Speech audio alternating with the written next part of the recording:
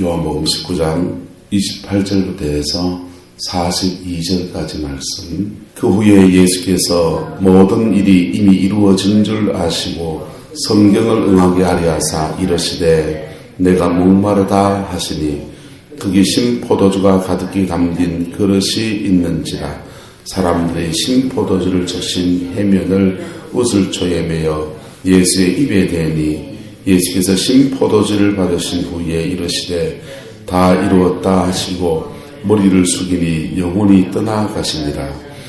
이날은 준비일이라. 유대인은 그날 안식일에 큰 안식일로 그 안식일에 시체를 십자가에 두지 아니하려 하여 빌라도에게 그들의 다리를 꺾어 시체를 치워달라 하니 군인들이 가서 예수와 함께 못 박힌 첫째 사람과 또 다른 사람의 다리를 꺾고 예수께 이르러는 이미 죽으신 것을 보고 다리를 꺾지 아니하고 그 중 한 군인이 창으로 옆구리를 찌르니 곧 물과 피와 물이 나오더라.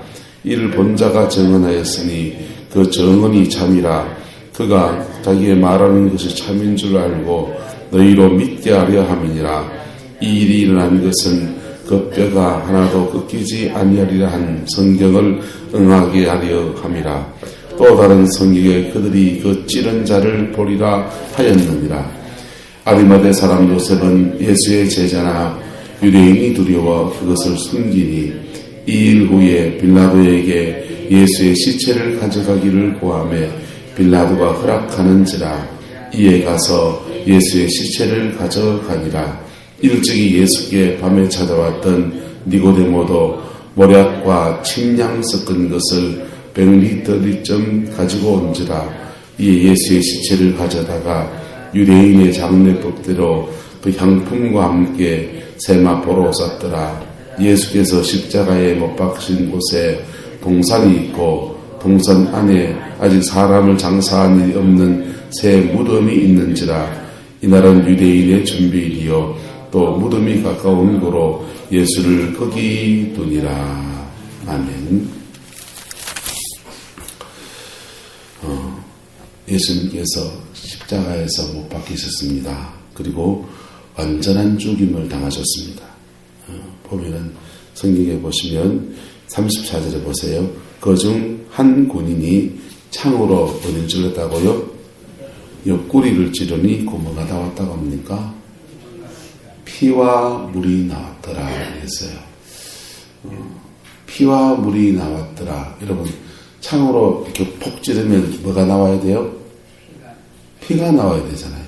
근데 피와 물이 나왔다는 말은 무슨 말이에요? 집에 우유가 남은 게 있어서 우리가 세 통이나 안 먹고 그냥 이리 집어먹고 저리 집어먹고 세 개가 남았어요. 그래서 이 동기가 좀 오래됐길래 그걸로 치즈를 만들었습니다. 우유를 벌벌 끓여가지고 끓인 상태에서 소금 조금 넣고 저희는 치즈 만들면 거기다가 그거 카레가루 약간 넣거든요. 어란 카레가루 약간 넣고 다시 펄펄펄 끓였어요. 그 다음에 응고대로 뭐 넣고요? 레몬주스나 레몬즙이나 식초 넣으면 되거든요. 레몬즙이 없으니까 식초를 넣었습니다. 그래서 조금 더 끓이니까 이제 이게 뭉글뭉글 순두부처럼 응고가 됩니다. 응고가 되면 그거 이제 이렇게 망에 걸러야 되는 거죠. 망에 걸러서 이렇게 내리면은 물은 빠져나가고 덩어리만 이렇게 집니다. 그와 같은 거예요. 사람의 몸 안에 혈액 안에서 핏덩어리가 있고 피가 있고 그 피가 물 속에 우리 몸 속에 혈액 속에 잘 녹아 있습니다. 빨간색 헤모글로빈을 중심으로 하는 적혈구가 있고 적혈구가 피 속에 혈액 속에 잘 녹아 있습니다. 이게 살아있는 동안에는 이게 계속 피가 돌기 때문에 움직이기 때문에 이게 응고가 되지 않는 거예요. 적혈구가. 그런데 생체활동을 멈추게 되면 심장이 먹게 되면 피가 더 이상 돌지 않습니다. 돌지 않고 이게 시간이 지나면 이게 혈전 안에, 피 안에 혈액 안에서 적혈구하고 혈액이 이제 분리가 되는 거예요. 정확하게 말하면 물이 아니죠. 혈액이죠. 혈액인데 색깔이 없어져 버리게 돼요. 혈액과 핏덩어리가, 피가 이렇게 응고돼서 뭉쳐진 핏덩어리가 이렇게 두 가지가 동시에 같이 생기는, 두부 이렇게 만들면 순두부 상태에서 뭉글뭉글해지잖아요. 그죠? 뭉글뭉글해진 그것을 두부틀에 넣고 꾹 누르면은 단단한 단두부가 나오고, 그거 이렇게 뭉글뭉글해진 그 상태, 그게 지금 예수님의 피가 지금 그렇게 된 것입니다. 말은 무슨 말이냐? 따라합시다. 완전히 죽으셨습니다. 완전히 죽으셨어요. 하나님의 아들이신데 완전히 죽으셨습니다.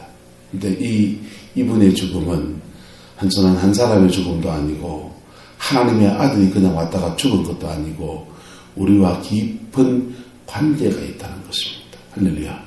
왜냐하면 우리 위에서 죽으셨기 때문에 그렇습니다. 할렐루야. 우리 위에서 죽으셨어요. 자, 보석 권사님 밥 맨다고 힘드시죠? 밥 맨다고 힘드신데, 한찬양 권사님이 너무 사랑하셔서 권사님 밥 내가 다 매줄게요 하면서 호미 들고 나섰습니다. 다 매줬습니다. 권사님은 할 일이 있나요, 없나요? 돈도 안 받겠다 그랬습니다. 그럼 할 일이 있습니까, 없습니까? 할 일 없잖아요. 밭 다 매져 있잖아요. 왜요? 대신 매줬기 때문에.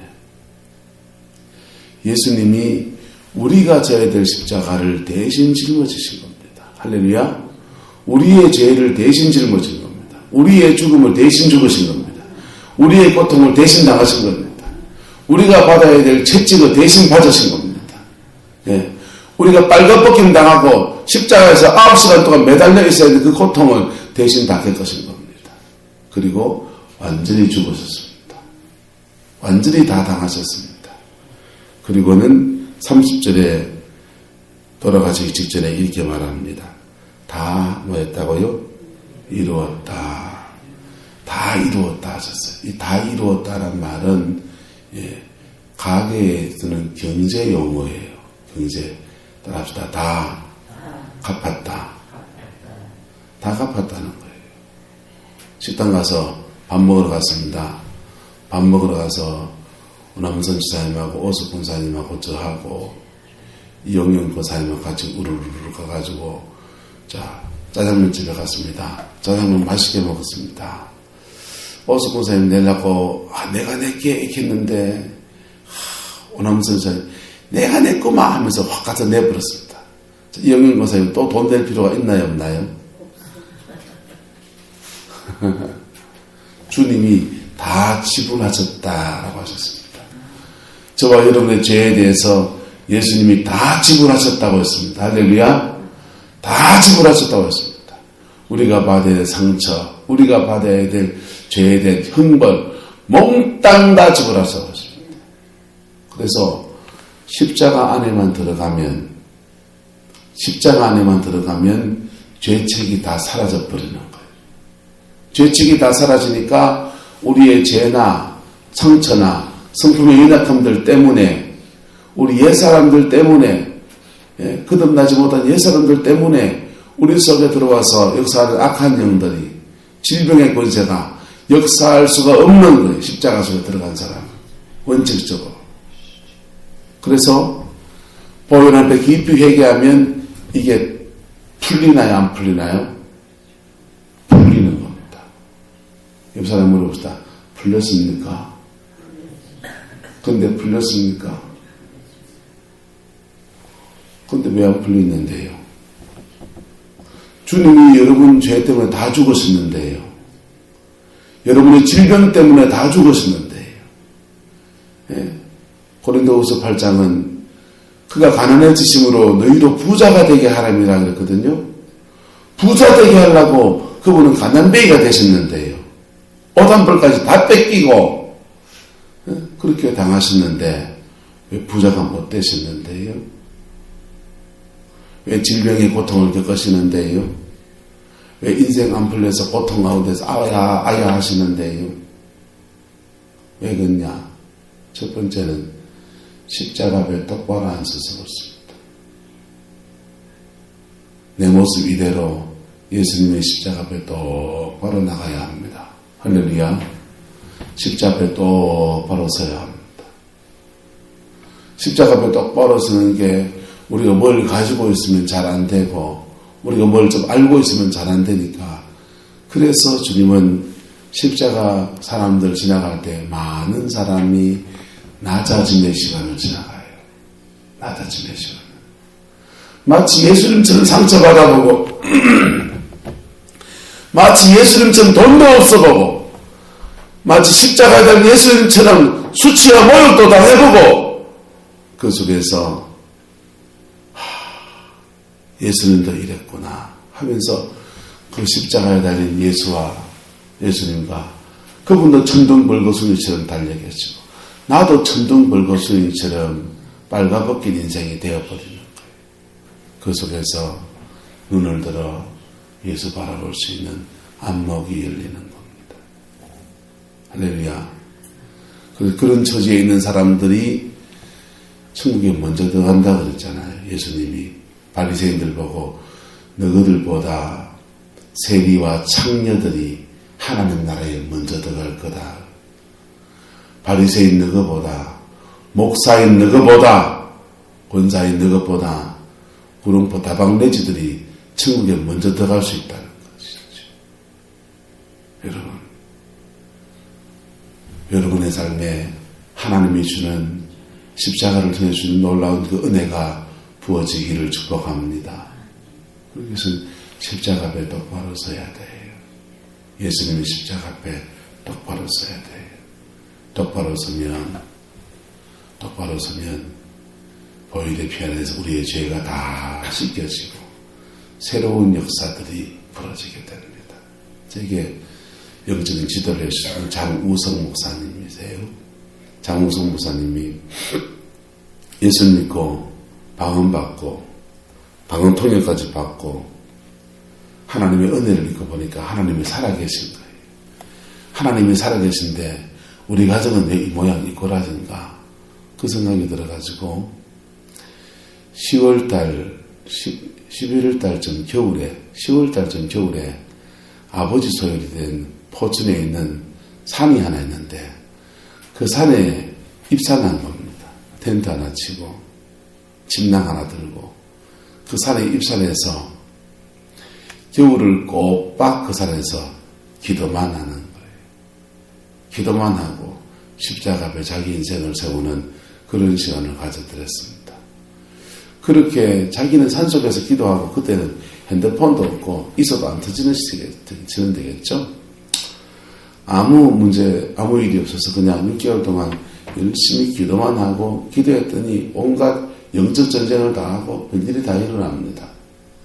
그 전쟁을 치르고 바깥에 턱 나왔더니 봄이 되어서 턱 나오니까 가정이 다 뒤집어져 있더래요. 신앙생활 졸업했던 위에 형들이는 성경책으로 교회 나가고 내일 술 퍼먹고 다니던 자기 형은 신학교 간다고 그러고 있고 가정이 다 바뀌어져 있더라는 거예요. 엄마 무슨 일이게. 그리고 온 가족이 다 예수 믿고 나니까 방황의 삶을 살던 아버지가 예수를 믿겠다고 이제 합니다. 아버지가 예수를 믿고 그러고 난 뒤에 그 다음에 또 무슨 일이 생겼냐. 온 가족이 다 예수 믿고 난 뒤에 계시가 오는 거예요. 계시가 오는데 금을 주리라. 예언이 금을 주리라는 예언이 옵니다. 금을 주리라.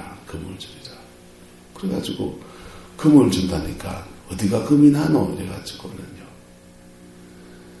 기도하면서 그 금이 나는 데를 찾아갑니다. 금맥을 찾아가는 거죠. 포천에 자기가 기도했던 그 산에 금 난다고 그냥 그런 예시가 응답으로 이렇게 탁 다가오는 거예요. 그래서 형제들이랑 막 성령이 워낙에 강하게 역사하니까 놀라운 역사가 일어나니까 동생 말년 다 듣고서는 곡괭이 들고 자루 메고 포천에 그 아버지가 사는 그 돌산에 올라가서 돌 떨어 다니는 거예요. 어디가 금이 더 나은가 싶어서 이 돌도 깨보고 저 돌도 깨보고 화강석 깨가지고는 조사하는 데 있잖아요. 그 조사대 보내가지고 금 함량이 얼마큼 되는지 조사하고 계속 몇 달을 금캐러 다닌다고 시간을 막 왜 새가 빠지 기도하고 하고 온 가지고 다 예수 믿고 이제는 하나님이 돈 주실 때 됐으니까 돈 달라고 이제는 가난뱅이 신세가 된 거 돈 달라고 하는데 금이 온다고 하니까 이제는 막 금에 미쳐가지고 돌 떨어 다니는 거죠. 돌 떨어 다니는데 국립 검사 결과가 한 번 나고 두 번 나고 세 번 나고 하면서 금 함량이 있기는 한데 많지는 않은 거예요. 세월을 그러면서 한 몇 개월을 한 3, 4개월을 하던 일 다 때려치우고 금캐러 다닌다고 슬치다 보니까 돈도 까먹고 속았다는 마음도 들고 동생이 저기 은사를 받기는 받았는 건데 가짜로 받다 이 사기꾼 하면서 내칩니다. 그래서 가져가도 또 핍박을 받아요. 그런데 이상한 일이 생겼습니다. 그 아버지가 사는 그 돌산에 조경바람이 불면서 그 돌산 그거 팔라고 사람들 산을 팔라고 온 거예요. 그래가지고 돌산을 돌캔 업자들한테 팔았어요. 얼마 받았게요? 30억 받았습니다. 1980년대 90년대인가? 90년대는 되겠구나. 1990년대, 80년대 할던 그간에 30억 받아서 아버지 노후 생활하는데 아무 지장 없고 형제들도 한 몫씩 물려받아서 땅땅땅 거기다가 살고 본인은 그렇게 기도하면서 쌓은 은혜와 은사들 속에서 하나님의 종의 길을 그렇게 걷게 된 것. 그러다가 저를 만나서 제게 신앙적인 어떤 영적인 도움들을 주셨어요. 지금 미국 가셨습니다. 자, 여러분, 우리가 예수님의 십자가 앞에 깊이 부딪히면 그 십자가의 영광이 우리의 삶에 그대로 이루어집니다. 할렐루야. 그 십자가의 영광이 우리의 삶에 그대로 이루어집니다. 할렐루야. 얕게 부딪히면 얕게 이루어지고 깊이 부딪히면 깊이 이루어지고. 할렐루야. 여러분, 저와 여러분의 삶에 오늘 십자가에 죽으신 주님이 완전히 죽으신 날이고 무덤 속에 계신 날입니다. 이 죽고 난 뒤에 아리마대 사람 요셉과 니고데모가 찾아옵니다. 아리마대 사람 요셉은요, 유대 사내들인 공회의 관원이에요. 아주 높은 지위에 있는, 요즘 말하면 국회의원쯤 되는 그런 지위에 있는 사람입니다. 니고데모는요, 밤중에 예수님 찾아왔던 관리였습니다. 이 사람들이요, 붉은 대낮에는 안 찾아왔던 사람들이에요. 예수님 죽고 난 뒤에, 그 일 다 끝나고 난 뒤에 예수님 위해서 한 사람은 무덤을 예비했습니다. 자신을 위해서, 자신의 장례를 위해서 파두었던 무덤. 유대인들은 무덤을 우리처럼 산에서 땅 파고 안 묻거든요. 그 사람들은 주변의 산들이 다 석회석 산이에요. 그래서 이렇게 사고를 긁으면 긁어져요. 그래서 산속에서 굴 만들어다가 그 굴에다가 가족 묘원을 만들어 놓고 할아버지부터 그 굴에다가 차곡차곡 재는 거죠. 근데 이 아리마다 사람 요셉은 예수님을 위해서 이제 다 끝났으니 예수님께 받은 은혜를 이래라도 갚아야 되겠다라고 생각해서 자신의 무덤을 내놓습니다. 자신의 무덤을 내놓고 예수의 시신을 챙깁니다. 그리고 니고데모는 이제 다 끝났다 싶어서 주님께 받은 그 은혜를 이제는 갚아야 되겠다 싶어서 모략은 시체에 넣는 방부제예요. 침향 이런 거 가져다가 유대인의 장례 예식을 따라서 예수님을 장례하고자 합니다. 그래서 장례대로 장례를 하고서는 세마포로 싸고 그 다음에 이 장례실은 예수님의 시신을 아리마다 사람 요셉의 무덤에 갖다 묻었습니까? 딴 데 가다 장례를 치릅니까? 예. 41절에 보세요. 십자가에 못 박히신 곳에 동산이 있고 동산 안에 아직 사람을 장사하는 일이 없는 뭐가 있다고요? 새 무덤이 있더라 그랬어요. 그래서 40일 이날은 유대인의 준비일이에요. 안식일을 준비하는 날입니다. 또 아리마대 사람 요셉의 무덤에까지 가기에는 시간이 걸리는 거예요. 유대인들은 안식일 전까지 뭘 해야 되고 하는 규정이 있거든요. 그래서 아리마대 사람 요셉이 가족 장례를 파놓았던 그 무덤까지 갈 시간이 안 되는 겁니다. 그래서 가묘를 씁니다. 그냥 가까운 데다가 일단 시신을 안치를 하고 그리고는 6월절 지내고 난 뒤에 다시 요셉의 무덤에 갔다가 이제 안치를 하려고. 이제 돌아가셨으니까 예수님에게는 적도 없고 이제 막 끝났다 그죠? 예수님을 따르는 사람들도 갈릴리에서 온 못 배운 무지랭이들이고 그 사람들도 뭐 세력을 형성할 만한 그런 사람들도 못 되니까 예수님의 죽음으로 끝났다고 생각했습니다. 근데 끝이 끝난 게 아니랐습니다. 할렐루야. 그분이 부활하셨습니다. 할렐루야. 부활하고 난 뒤에 아리마대 요셉은 어떻게 됐을까요? 예수님의 제자들이 세력을 얻어서 3,000명이 돌아오고 5,000명이 돌아오면서 예루살렘에 대경 한 12,000명 정도, 2만 명 가까운 사람들이 예루살렘 인구가 10만 명 정도 됐다는데 10만 명 중에서 2만 명 정도의 사람들이 예수를 구주로 믿는 예루살렘 교회가 형성이 됐습니다. 아리마대 요셉은 어떻게 됐을까요? 니고데모는요, 예수님 죽고 난 뒤에 자신의 지위를 잃지 않고 조용히 예수님의 은혜를 갚으려 했던 사람들은 만천하에 자기가 한 일이 다 드러나게 됐습니다.